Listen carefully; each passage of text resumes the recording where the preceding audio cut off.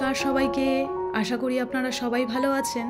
মহুয়ার নতুন আরেকটি ভিডিওতে আপনাদের জানাই অনেক স্বাগত। এখন বাজে 6:45, সকাল 6:45, আর এখন থেকেই আমি আমার ভিডিওটা শুরু করলাম। সকালে ঘুম থেকে উঠেই রান্নাঘরে এসে যেহেতু স্কুল যাওয়ার সময়, তাই ব্রেকফাস্ট বানানোর তড়িঘড়ি লেগে গেছে। আজকে একটু পাস্তা বানাবো, তাই পাস্তার সবজিগুলো আগের দিনই কেটে রেখেছিলাম। অফ সিজনের ফুলকপি তো, তাই ফুলকপিগুলোকে একটু আলাদা করে গরম জলে ভাপিয়ে নেব। আর ডোডো যেহেতু স্কুলে ছাতু খেয়ে যাবে আজকে, তাই ওর ছাতুটাও চট করে বানিয়ে নেব। ও এখন স্নান করতে গেছে, স্নান করে এসে স্কুলের জামা কাপড়টা পরেই তারপরেই ছাতুটা খেয়ে নেবে। আর এদিকে আমার পাস্তাটাও হয়ে গেছে। একটা স্টিলের বাটিতে বেড়ে একটু ঠান্ডা করে নিয়েছিলাম, কারণ প্লাস্টিকের জিনিসে বেশি গরম জিনিসটা দেওয়া উচিত নয়, সেই জন্য। তাই ওর টিফিনটা রেডি করে দিয়ে টিফিনটা প্যাক করে ব্যাগে ভরে দেবো। আর ওইদিকে ডোডোর স্নানও হয়ে গেছে, তাই ওকে চটপট করে স্কুলের জামা কাপড়গুলো দিয়ে দেবো। ও রেডি হতে থাকুক, আর আমিও ততক্ষণ একটু চট করে রেডি হয়ে নিই। ডোডো স্কুল যাওয়ার সময় নিজে নিজেই রেডি হয়ে নেয়, যেগুলো পারে না সেইগুলো আমি করে দিই। তবু এখন সেগুলো আমি করতে চাই না, যেহেতু অনেকটাই বড় হয়ে গেছে। ওকেই বলি যে নিজে নিজে করে নেওয়ার জন্য, কিন্তু অনেক সময় এত দেরি হয়ে যায় না, তাড়াহুড়োর মধ্যে তখন একটু ওকে হেল্প করতে হয়। তাহলে চলুন ওকে এবার বাসে তুলে দিয়ে আসি। বেশ কয়েকদিন ধরে আমিই যাচ্ছি ওকে বাসে তুলতে, আর আজকে এসে একটু দাঁড়াতে হয়নি। এসে সবে দাঁড়িয়েছি, তার মধ্যে ওই দেখুন বাস এসে গেছে। একদম কাটায় 8টার মধ্যে স্কুল বাসটা ঢুকে যায়। তো ডোডো স্কুল চলে গেল। এখন আমার কয়েকটা জিনিস নেওয়ার আছে, সেগুলো নিয়ে চলুন এবার বাড়ির দিকে রওনা হই। বাড়ি এসেই সবার প্রথমে আগে গাছের ফুলগুলো তুলে নিলাম। খুব একটা বেশি ফুল ফোটেনি, যে কটা ফুল ফুটেছে সেই কটা ফুল তুলে নেব, নিয়ে বাদবাকি কাজে হাত দেব। কারণ এরপরে রান্নাঘরের কাজগুলো করতে আরম্ভ করলে না, তখন আর মনে হয় না ওই জামা কাপড় পরে গাছের ফুলগুলো তুলি। তাই ভাবলাম আগে গাছের ফুলগুলো তুলে নিই, তারপরে বাদবাকি কাজ সারবো। আর ফুল তোলা জানেন তো, একটা নেশা হয়ে যায়। প্রত্যেক দিন তুলতে তুলতে একটা নেশা মতন হয়ে যায় ফুল তোলার। আর ফ্রিজে কালকেই অজয় মাছ এনে রেখেছিল, তো ফ্রিজ থেকে মাছটাকে বার করে নিই, কারণ এই মাছটাই নর্মাল হতে প্রায় কয়েক ঘন্টা মতন সময় লেগে যাবে। তাই আগে এটাকে বার করে রেখে দিয়ে বাদবাকি কাজ সারবো। আজকে ডাইনিং টেবিলটা একটু ভালো করে পরিষ্কার করব। প্রচণ্ড ধুলো পড়েছে, অনেক দিন ধরে করা হয় না। আর যতই আপনি জিনিস সাজিয়ে রাখুন, সেটাকে যদি একটুখানি পরিষ্কার পরিচ্ছন্ন করে না রাখা যায়, দেখবেন দেখতে কিন্তু একদমই ভালো লাগে না। আর তার মধ্যে যদি নোংরা পড়ে যায়, সে তো দেখতে আরও বাজে লাগে। আর এই যে কাকিমাদের মানে ঘরে যাওয়ার আর এখানের এই মাঝখানের যেই পার্টিশনটা, এই গ্রিলগুলোর মাঝখানে না প্রচণ্ড ধুলো পড়ে।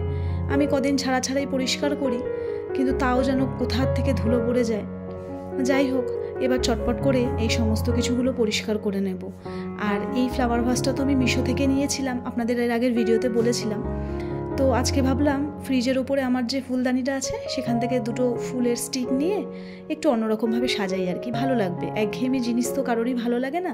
তো দেখুন দেখতে কিন্তু বেশ ভালো লাগছে, তাই না? দেখি, ইচ্ছে আছে পুজোর সময় তো আমাদের এখানে মেলা বসে, তখন ওই মেলা থেকে এই ফুলদানিটার জন্য 2-3টে ফুলের স্টিক কিনবো। হলুদ আর লালের কম্বিনেশনের মধ্যে বেশ ভালো লাগবে কিন্তু সাদাটার সঙ্গে। আর একটা জিনিস দেখুন, এখানের এই জানলাটা পরিষ্কার করছি, বাইরেটা দেখে মনে হচ্ছে এখন যেন সন্ধেবেলা, কিন্তু একদমই নয়। এখন ওই 8:45 কি 9টা মতন বাজে। কাকিমাদের এই নিচের রান্নাঘরের এই সাইডটা খুবই অন্ধকার, তাই সব সময় লাইট জ্বালিয়ে কাজ করতে হয়। আসলে চতুর্দিকে বাড়ি তো, সেই জন্য। যাই হোক, গতকাল রাতে অজয় কিছু লেবু নিয়ে এসেছিল, তো সেটা তখন আমি দেখিনি। এখন খুলে দেখলাম লেবুর সাথে কয়েকটা আপেলও রয়েছে। এবার ফলগুলোকে জায়গা মতন রেখে দিই।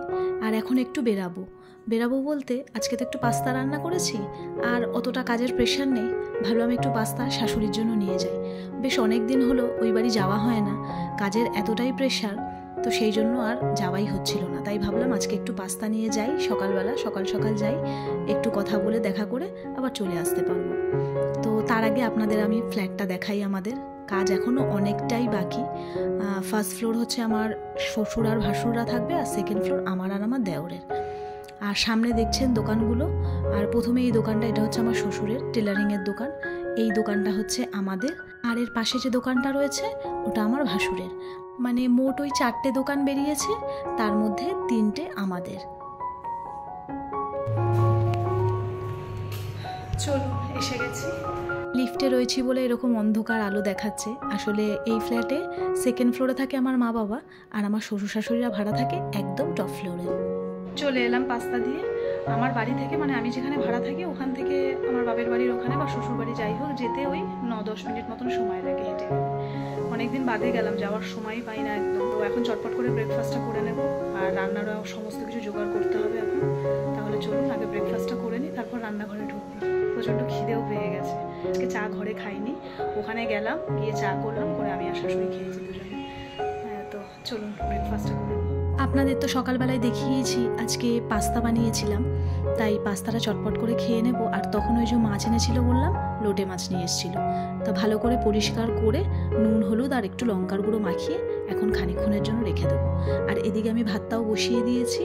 জানেন তো, প্রত্যেক দিন যখন রাতে ঘুমোতে যাচ্ছি এই আশায় ঘুমাতে যাচ্ছি যে সকালবেলা উঠে হয়তো কোনো একটা ভালো খবর পাবো। ভালো খবর বলতে এখন তো একটাই খবরের আশায় বুক বেঁধে রয়েছি, সেটা হচ্ছে হয়তো আজ দোষীদের শাস্তি হবে, বা আজ হয়তো যে সমস্ত দোষীরা এর সঙ্গে যুক্ত আছে তারা ধরা পড়ে যাবে। তো এইভাবেই কোনো না কোনো আশা নিয়ে প্রত্যেক দিন রাতে ঘুমাতে যাচ্ছি। আজ বেশ কয়েকদিন হয়ে গেল, এখনও অবধি তো কিছুই সুরাহা হলো না। জানি না কি হবে, এই জিনিসটা কোথায় গিয়ে লাস্ট পর্যন্ত দাঁড়াবে। তবে একটা কথাই বলবো, আমরা যে সাধারণ মানুষরা এই লড়াইয়ে সামিল হয়েছি, এই যুদ্ধে সামিল হয়েছি, সেটা কিন্তু কখনোই সেই আগুনটা আমাদের মনের ভেতর থেকে মুছে ফেললে হবে না। তাহলে কিন্তু তিলোত্তমা কিছুতেই জিতবে না। তাই জন্য আমাদের মনের মধ্যে কিন্তু এই আগুন সব সময় শত কাজের মাঝখানেও জ্বালিয়ে রাখতে হবে। আর তার থেকেও বড় কথা হলো, এটা কিন্তু শুধুমাত্র তিলোত্তমার লড়াই নয়, এটা কিন্তু শুধুমাত্র তিলোত্তমার মা বাবার লড়াই নয়, এটা কিন্তু আমাদেরও লড়াই। আমরা মেয়ে, তাই আমরা মেয়ে হয়ে আর একটা মেয়ের পাশে থাকা, তার দুঃখ কষ্টকে বোঝা, এটা কিন্তু আমাদের কর্তব্য। কথা বলতে বলতে কিন্তু দিকে সমস্ত কাজ সেরে নিয়েছি। আর আজকে রান্না করেছি লোটে মাছ, উচ্ছে আলু দিয়ে একটা তরকারি, আর মসুরির ডাল ঢেঁড়স দিয়ে। তো চলুন এবার চটপট করে রান্নাঘরের কাজটা সেরে নেব। কাজটা সেরে নিয়ে তারপরে স্নান করে পুজো করতে যাব। আজকে যেহেতু রান্না করতে করতে বেশ কয়েকটা বাসন মেজে নিয়েছি, তাই একেবারে খুব একটা বাসন আজকে মাজতে হচ্ছে না। আচ্ছা, আমরা তো সিনেমায় দেখি না খুব সুন্দর যে এক তুড়ি মেরে সব কাজ হয়ে যায়? আজকে আমিও এক তুড়ি মেরে এই বাসনগুলো দেখি গোছাতে পারি নাকি। এই দেখুন, দেখুন কি সুন্দর গোছানো হয়ে গেল না? এইরকমভাবেই যদি এক চুটকিতে আমাদের জীবনের সমস্ত সমস্যার সমাধানগুলি করতে পারতাম তাহলে কত ভালো হতো না? কিন্তু এটা কখনোই সম্ভব নয়।